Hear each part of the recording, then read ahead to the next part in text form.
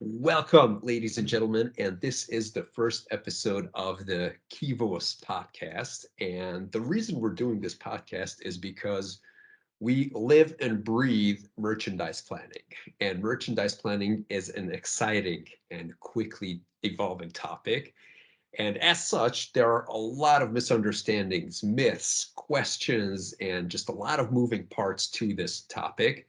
And we want to have our experts from Kivos shed light on some of these questions so that you, as merchandise planners and as retail professionals, can be better at your jobs and so that we can support you. So, for this first episode, which again is going to evolve into more episodes and several shows and conversations like this, we've got the CEO of Kivos here, Argyris Moikios. Welcome. How are you doing, Hi, Dan. Argyris? Hi. Great to see Yes. you. So we've had several conversations on this topic leading up to now. And one of your pet peeves or your favorite things is all the myths that you come across when you're talking to clients and to That's prospects who are into merchandise planning. So can you just talk about like what a very common misunderstanding is regarding merchandise planning? right. So usually, I think that the number one thing I will start would be the forecast accuracy. There's a passion about measuring the accuracy of the forecast, which is, let's say, there are numerous ways to do it out there. The point is that it doesn't matter what method you use to measure it. In the end, you're probably measuring the wrong thing. The reason I'm saying that is usually forecast accuracy doesn't necessarily lead to what you're actually targeting as a business. Let's say to improve the performance, to improve your revenue, your profit. It doesn't go like that. So forecast, everybody needs to make a forecast. We need to predict in order to be able to manage our operations and plan what's going to happen in the business in the future. Nevertheless, it's one of the elements that we need to drive us to get better decisions. In the end, we need to make the decisions based on the process we're following to make the move of the chain, the supply chain, right? So the forecast is the one element there. We need to make it right, but then since it's going to feed much more other processes down the line, if we break it down the line, then there's nothing there to win. So if we stop and focus on the first step of the line, what is forecasting and measuring that accurately, and then we leave the rest of the things out of the question, then we have an issue. So I think that the first thing that we need to do is to move away from the super focus on the forecast accuracy. Yes, forecast will always be there, but we need to also to move to the next steps. Okay, we have a forecast and we're going to consume it. For example, say for example, we are focusing to do an automatic replenishment. In this direction, we're going to use the forecast, but then we also need to set up and model our supply chain network, which means where the forecast is going to be consumed, right? We're predicting, but in order to make sure that we order right, this means that there are other critical elements into that, which is all the bits and pieces of our supply chain network. And because this is, we are trying to model the real world using and a system, a software system, and all the processes are going to go through that, it means that there are going to be a lot of uncertain factors, right? And we need to take that into account. That's the essence of things. And also, there are a lot of constraints because in the real world scenario, you're not going to have whatever you want whenever you want, right? You have suppliers, you have external partners in your network, and you need to take into account those factors. So, as we said, forecast is a critical element, the first element, but think about what's coming up next is the whole supply chain modeling. Yeah, So, never forget about that. yeah, I get it. Okay. Yeah, we're getting way into this, which is great. That's why people are listening to us. Okay. But why do you think it is that people are obsessed with accuracy? Is it because they were trained that way? Is it because the tools they're using are suggesting that it's the most important thing? Is it something else? I think it goes back to how was, let's say, forecasting set its foundations, right? I think it's, of course, forecasting is coming purely from, let's say, start from an academic perspective. the methods, how forecast is generated, which is also another thing we should discuss. What is the forecast we are using in essence, right? How do we create that? Nevertheless, the majority, the businesses are using a time series forecasting, what we call it deterministic forecasting. So for that forecasting, as we said, the root, the basis where it comes from, methods and different techniques that they're coming out from the academia. So the thing that it makes accuracy to be in the focus is that it's really something easy to measure. I mean, whatever metric you're going to get there, it's going to be a comparison of the prediction, the forecast you're making against the actuals. Of course, when we measure accuracy, we always to look back, right? We need the history, and then we actually judge our actions based on the historical outcomes. So as you see, it's two metrics. You combine them together with some easy maths, and then you come out with a number. The problem is that whatever the number you get out, and it's easy to do it. That's why everybody's obsessed doing that. Usually, then the problem is that this is a mathematical equation, and you need to actually figure out what's the value that it brings, and that's where the problem is. You usually don't get up to a value, and by value I mean something that goes back to a numerical value. The business you have, it creates revenue in dollar euro value, right? It's not a number without the sense of the economical or the finance side of things. And as I said, it's easy to measure it, but the problem is how you then translate that and make sure that it has some kind of notion to what you do as an organization, and if you are actually reaching your targets. Because I suspect, and that's another issue, I suspect that the organization and your, let's say, C-level management doesn't track accuracy as a number. It tracks your performance, whether you bring more revenue or more your profit based on the categories you're managing, the different product assortments you have in place. That's the top level man what is looking at. So the translation from the accuracy up to the, am I meeting my targets? That's a problem. And I think that the issue is that all these years, because forecast accuracy, as we said, is something like it's now a de facto thing, everybody's measuring that. I think that we haven't gone the wrong way all along in the sense of creating KPIs that relate to the forecast accuracy. So we managed to create all this false perception of, we need to measure it. Then we need to have the KPIs that proves that we measure the right thing, and it goes all along. So think about it. It's been so many decades that this is happening, but still we are complaining about, this is probably, we're not getting the improvement that we want at the business level and the business setting. So all these years. Sorry, so is that the first thing that companies come to experts like you with? So what's their primary problem? Is it that their models are not accurate enough and they think that the problem is that it needs to be more accurate? Is it because they're missing targets?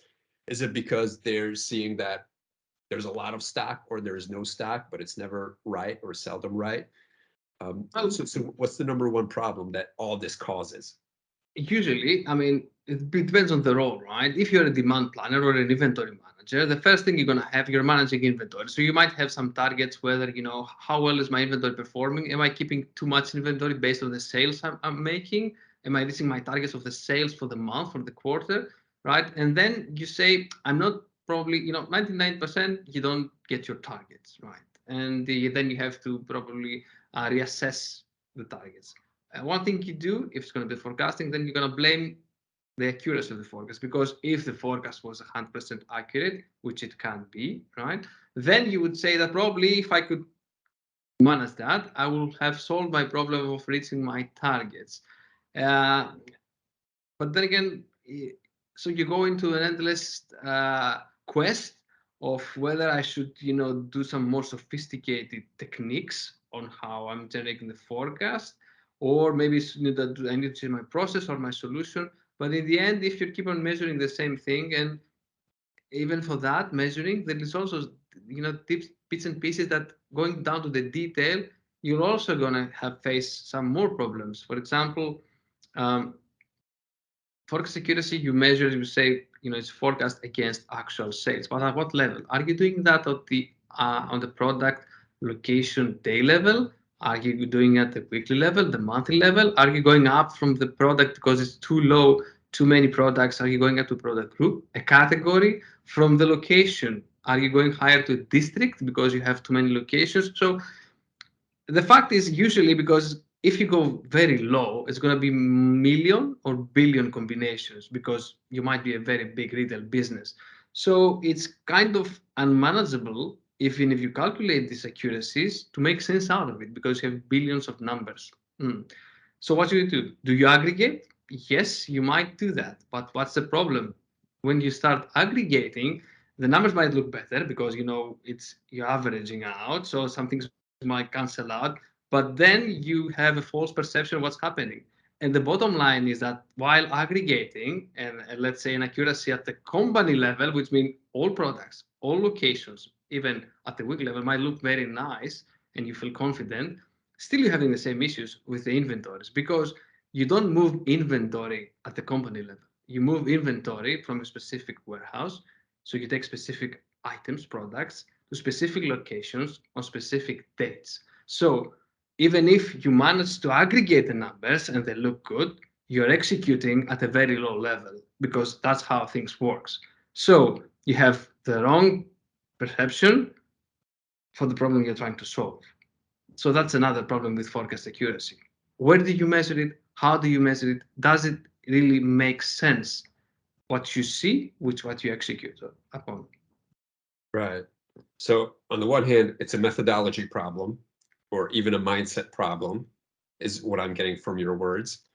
Um, I'm sure that there's a technology component in there as well, meaning Definitely, the definitely. tools aren't there. There's probably a human resource component of it, meaning the people who do the forecasting might not have all the know-how to operate a constant and ongoing like forecasting service, like an internal forecasting service, or you can call it that. Um, so I guess that's a problem as well. How do you approach this? So like you probably have it that okay, you need to get the methodology straight, and then do you go and discuss the tools, whether the tools are capable of doing it, or so where does technology come into the picture? Well, I think that the first thing we do when we discuss with our clients, our customers, is we're trying to change the mindset.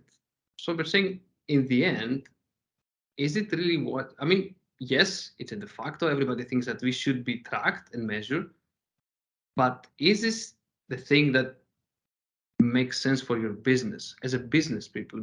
What do you really want? So everybody wants in the end to meet the targets, make the inventory right, fulfill the customer needs, all these things.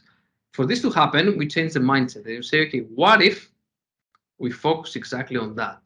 What if we model any constraints and any issues you're having and take into account that to make our decisions? And of course, the forecast will also always be part of solving the problem.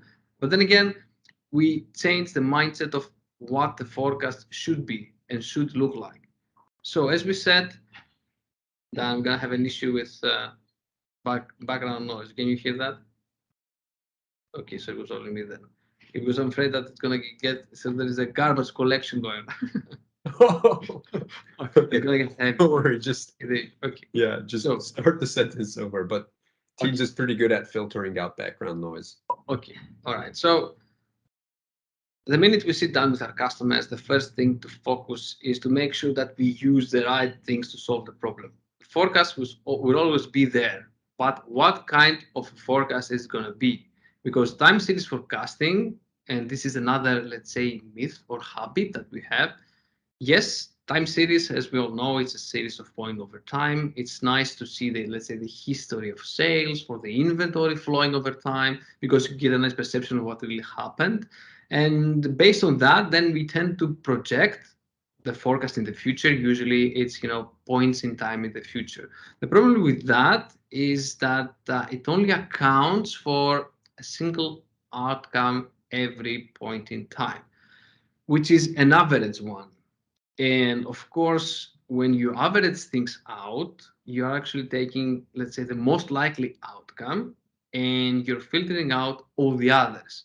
Which what does it mean though? It means that if everything is business as usual, probably you're right. Your forecast might be right.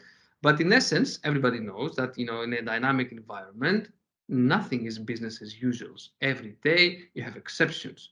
To capture these exceptions, you need to consider not a single average outcome, but all the possible ones, which means that instead of predicting that tomorrow you might be selling, let's say, 5 units of an item in a specific location, in an average, most likely scenario, you might want to say that yes, it might be the case that it might be 5 units, 4, 3, 2, 1, 6, 9, 10, 12, 11. So all these numbers, all these outcomes, they come with a possibility, probability, a chance of happening. And that's what you want to be able to do. You want to be able to, project all the possible outcomes.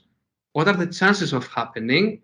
And based on that, make your decisions, because the chance of something happening brings in the perspective the risk for you executing based on this chance, right? So this is the concept that we're using to base our decisions. The forecast is not a single value anymore.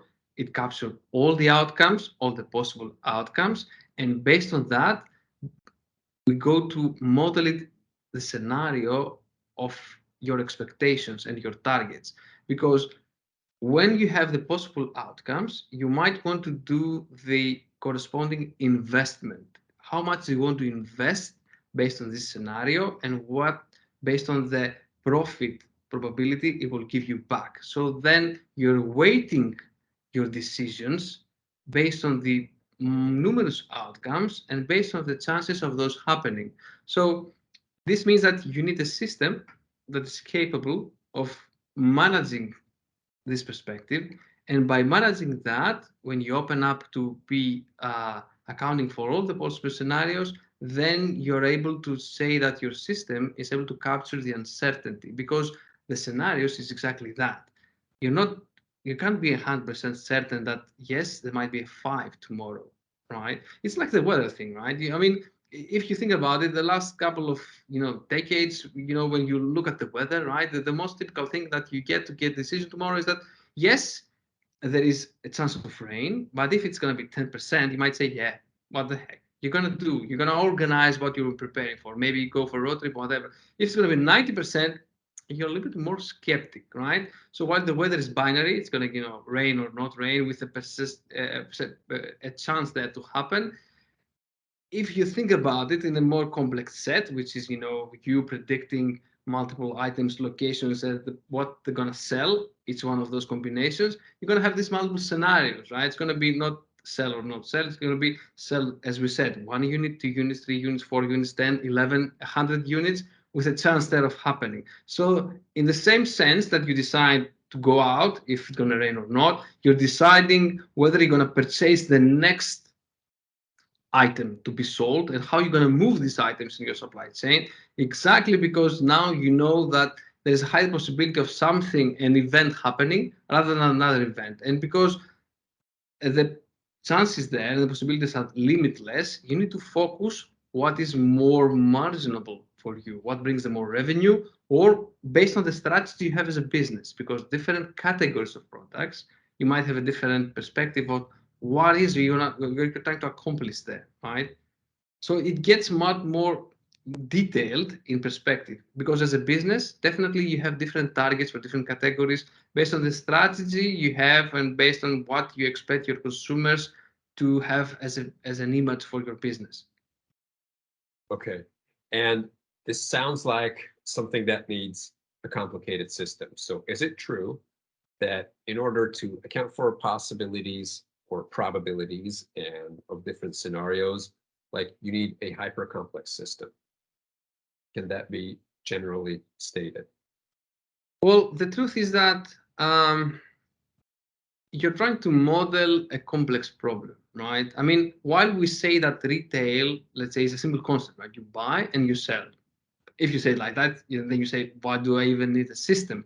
But then if you think a little bit further and say, yes, I buy more than a single item and I sell to multiple locations and I actually servicing many customers, and maybe I want the pricing for these items for different customers to be different, or maybe these customers are different regions and they have different local holidays. So if you're starting adding all these conditions, then the initial principle of I'm buying and selling, it becomes much more complex the way you actually operate on that. Which means that if you try to model a real world situation, you're going to have complexity and you need to address it and you need to model it.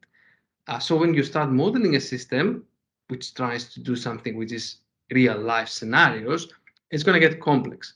The question though is, do you need to be part of this complexity and how much you need to be involved? So for us, I think that the whole concept of delivering a very complex system and handing it over to the customer, training them in order to for them to take over, I think it's another myth or false perception, because in the end, you're moving away those people, those resources from their core business model, and you try to, repurpose them to be either, data scientists, data analysts, or I don't know, experts in areas that, these people are not. And you're actually not only trying to repurpose them, you're losing the expertise that they already have. So is this the right thing to do? And even if, and because they're very smart people, even if you manage to do that, then you're making an investment that it might take time. And is it the right thing to do in a dynamic market with a very fast-paced market? So by the time that you have made the shift and these resources are capable of handling the system, what is your competition doing at that time? Are you still in business? Was it the right decision to make? So for us, we think that there is a perception that should change, and it has to do with the fact that for us, we have very complex systems because the real world demands that. On the other side of things, we have, as we call it, an abstraction layer for you. We have the people in-house that they have built this complex monster and they can operate it. And then when these guys are there, and they get in touch and they collaborate with your experts, right? Then we tend to get to model how the decisions will be made by the system, and we shouldn't make a. It's not a system that is deciding on its own. It's a system that is deciding for you based on exactly the targets and the constraints you are setting there. So you're still mastering the decision. The difference is that, do you want to master the decision or do you want to master the algorithm and the techniques and technology below the decision? That's a huge difference there.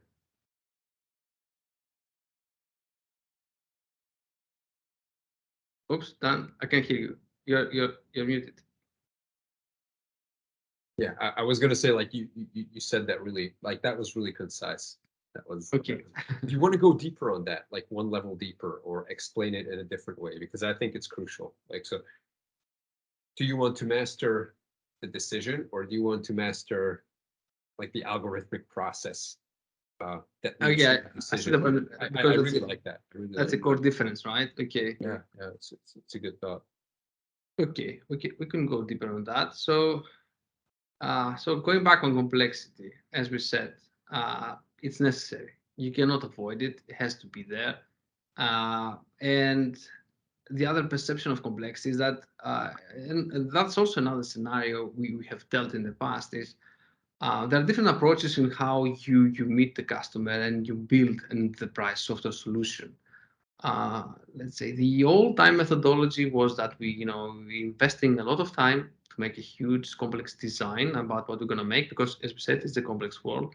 But it is used to take a lot of time, and by the time that you were developing and you're ready to roll it out, it might be 6 9 months down the line. So the world has changed by that, right? So imagine you have started building, let's say, something in late 2019, early 2020, before COVID hit, and then when you're ready to roll out, COVID is there. So you haven't probably accounted for that. So all this work is gone, right? So the complexity should be there, but you need to, as we say, fail fast to succeed faster, right? So it means you have to build this complexity early on. And if you want to do that early on, you need to forget about the old concept of getting the resources, training the resources, or moving the roles of the people to get involved into that. So The preference for us, because we have been there many, many times. I mean, what we have changed is the thing that was failing in the past. It's not the systems failing. It's not that the retail organization doesn't know how to run their businesses. It's about how you collaborate. And the collaboration is exactly as we said, abstracting this complexity. As we said, it's going to be very complex.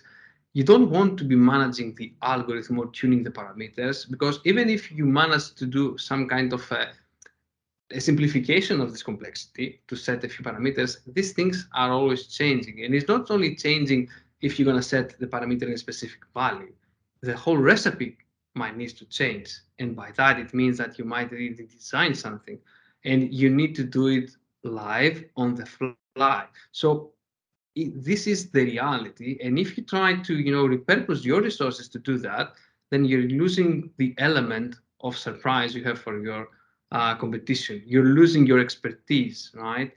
In essence, we handle this element, we collaborate with you, we do it on a daily basis, we track what the changes are, because the element of making these changes is also aligning the processes that you follow, because data is a critical element to make a decision. But data is not there on their own. They're coming from the processes that you have defined and that you execute, right? So you need to keep on defining and updating your processes, because it's a dynamic world. You're going to do that. But these changes in the processes you have going to have an impact on how the data look at the other end. And monitoring those data, making those changes, adapting the system, aligning with the processes and the people who define and execute the processes is the recipe to make it work, being successful and not breaking down the line. So this is what we're handling there. Got it. This has been great. This has been great. I really enjoy this. And there are, of course, a lot of topics that we haven't covered and that we're going to be like. One thing that I'm particularly interested in is about your views on building an in-house solution versus an outsourced solution, all the pros and cons of both. Of course. We could go into like what the day-to-day management of such a system looks like and where the pitfalls are. And but we don't have time for that right now. We're going to do this in a subsequent episode. So for Great. everybody who's listening or watching, thank you so much for being here. And we are excited to have you back. And we will keep in Thank you, touch. man. Bye bye. Thank you.